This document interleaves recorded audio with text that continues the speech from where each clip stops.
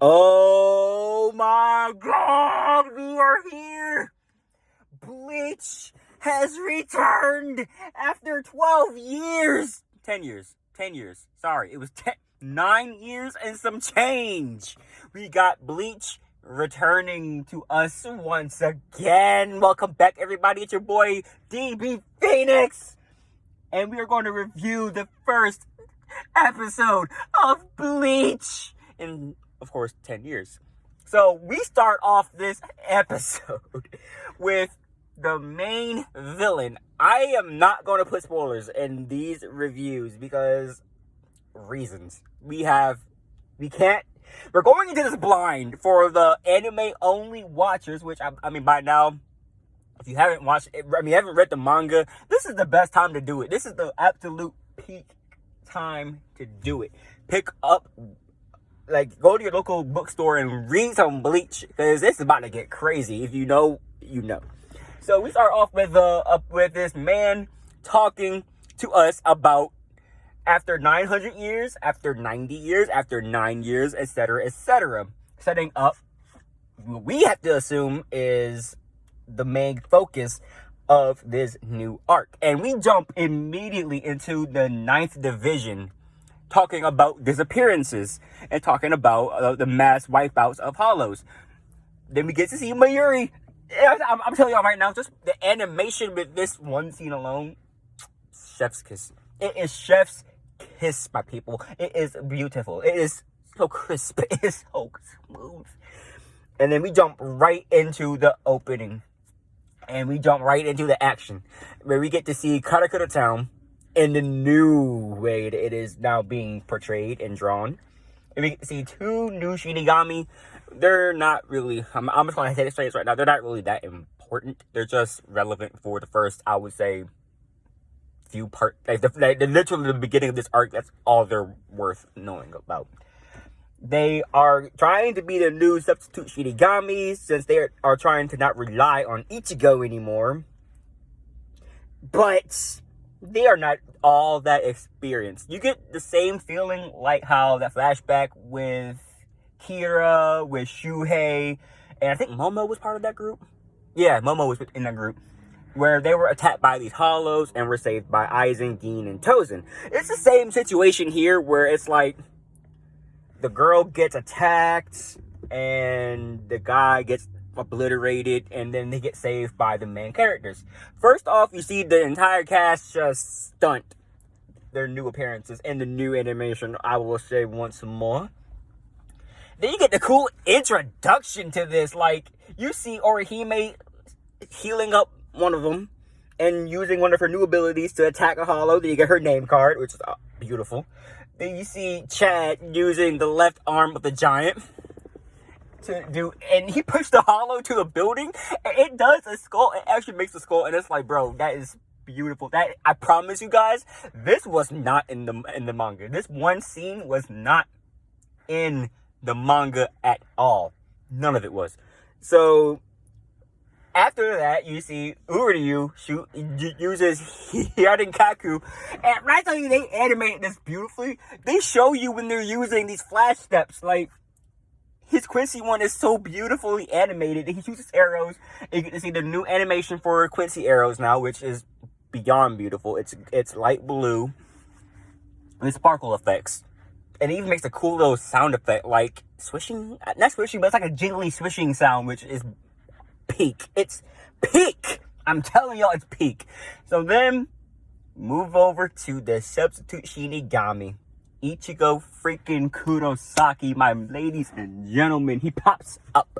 And the one caveat to this episode that sums everything up completely perfectly, it's almost like the animators listened to Kubo, read the manga colored, or something, because they got his Ryatsu perfectly accurate. In the manga, Ichigo has golden Ryatsu. It's stated to be golden. It's shown to be golden. It's said to be unique. When he fires Getsuga, it's a golden attack, by the way. And they portrayed it perfectly. He blocks a Hollow's attack, and you see the golden Ryatsu come off of him. And then for the first time in 10 years, we hear Bankai. He goes Bankai. And what? Golden Ryatsu. Like, they did it perfect. They did it so perfectly. And the voice actor for Ichigo says the line once again, perfectly. Like, I tell you, okay, I'm gonna say my review. I'm gonna say everything at the end. Don't worry. So, he goes for he asks him, who are, and the Shinigami that was, beaten up asks him, who is he? And Ichigo says his name, in the cool Ichigo fashion. I am Ichigo Kurosaki, substitute Shinigami. And he goes for the Getsuga, and bros insists. The Getsuga Tensho looks so freaking good. It is back to being just pure black with a white outline and a white interior. It's so good. And the explosion effect, immaculate. Yes, I'm fanboying about the freaking art because this is 10,000 times better than the original anime. Like, even the best animated parts of the original Bleach pale in comparison to what we're seeing now. The hair moving, the wind against their clothing, the effects on their attacks, everything is perfect. And then we cut to the Shinigami that they were saving being healed, being taken care of, and their gig guys. They're chilling at Ichigo's house. And then we get a mysterious person show up. The first of the people to show up in Ichigo's room, trying to say what's up. Ichigo kicks him out the room, sends him flying. That's a human, by the way. And Ichigo goes out and says, I don't know who the heck that is. I'm going to go check. I'm going to go find out. I'm going to go do this real quick. I'll be right back. He goes out. He dips. He finds him and says, look, I don't care who you are. I don't care what you are. You got to stop. And I'm going to make sure that I get you so we can just end this right now. The person looks like an Arankar, and he gets pissed because it's like, yo, who are you telling me what are you telling me to do, bro? I'm not here for you. I'm here for somebody else. And he drops his Quincy thing. His bangle? Yeah, it's a Quincy bangle. Ichigo looks shocked, and a cannon-like weapon forms from the bangle. And he attacks him with it, and Ichigo is confused. Like, okay, yo, what the heck is going on? You are in a Rancor, but you're shooting these out at me. And the Rancor is sitting there laughing, saying, oh, yeah, you're used to seeing these kind of things, aren't you? Reminds you of somebody, doesn't it? You can't stop me. I'm using this kind of attack. And Ichigo says, it looks like a Quincy. And lo and behold, we skip to the Soul Society, where we see Yamamoto. And Yamamoto sees a flash. This also was not in the manga. This one scene is not in the manga, where you see like a flash of light, and Yamamoto says, that looks like Chojiro's. And then, of course, the invasion starts, where these cloaked individuals come up and say, yo, we came here, and we're going to do something. It's over for you. And Yamamoto looks at them like, I know y'all are not pulling up to me talking that nonsense. Y'all know who I am. I am the head captain. I ain't scared of nothing. And the cloaked people just start getting cocky and be like, oh, okay, watch this. You see Chojiro flying across the room, boom, into the wall. And I hate to say it was animated also perfectly. Like, you see the blood flying out of his body and his mouth. The arrow that shot him is gigantic, glowing blue sparkle.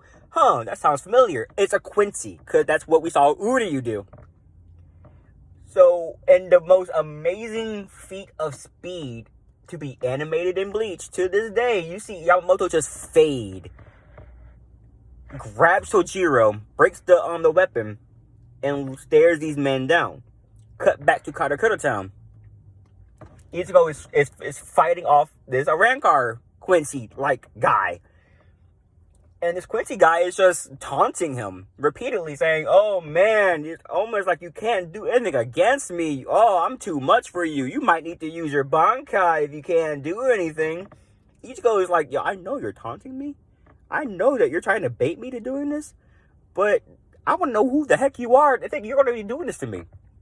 Cut back to Soul Society. Yamamoto attacks these these cloak dudes, and they use these shadow-like things to fade out and to leave. Chojiro, barely alive at this point, says I need to tell you something before it's too late. The Bankai, they can blink. Ichigo, Karakura-town cut back. Ichigo says, screw this, I'm using Bankai. And zoom in on Iburn's face. This man is looking sinister. And he pulls out this badge. Where black Ryatsu what was it, black? It's like a bluish black. Ryatsu shoots out of it. And covers around Ichigo. And starts chanting this weird stuff. Saying, okay, I'm taking your Bankai, here it comes. He starts chanting this weird thing to him. And Ichigo is confused, what the heck is this stuff coming out? And then you see his Bankai clothing, he got from his Fullbring, where he had that white stuff around his arms, and then, his clothing is more tighter than usual. And it starts ripping that apart. And Iburn is thinking, I'm about to do this. It's about to work. And Ichigo breaks out of it. And Iburn's like, whoa, well, why didn't his Bankai disappear? Another amazingly animated Getsuga Tensho. Boom. And cut back. Iburn is mad. And asking, this is bull. Why didn't it work? Why didn't it take your Bankai? Why didn't the Bankai disappear? Not take, because we don't know this yet. Ichigo comes behind him and says, look, I don't know what you're doing. I don't know what your business with me is, but I'm taking you with me. And Iburn's like, okay, sure. Shadow. And the Shadow takes him away. And Ichigo's like, that's not a Garganta. That's not even, what Soul Reapers use. What was that?